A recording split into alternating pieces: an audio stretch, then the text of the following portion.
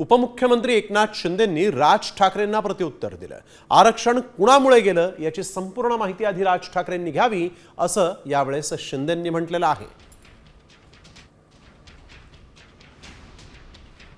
त्यांना पूर्ण माहिती त्यांनी घेतली पाहिजे होती की हे जे 10% आरक्षण खरं म्हणजे आरक्षण कुणामुळे गेलं त्यांना त्यांनी विचारायला पाहिजे होते प्रश्न।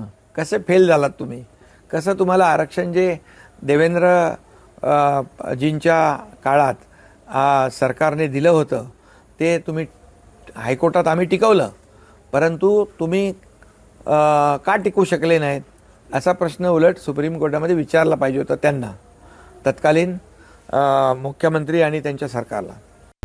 आता isakal.com आहे देशातील नंबर 1 ची मराठी न्यूज वेबसाईट। प्रत्येक अपडेटसाठी isakal.com ला नक्की भेट द्या।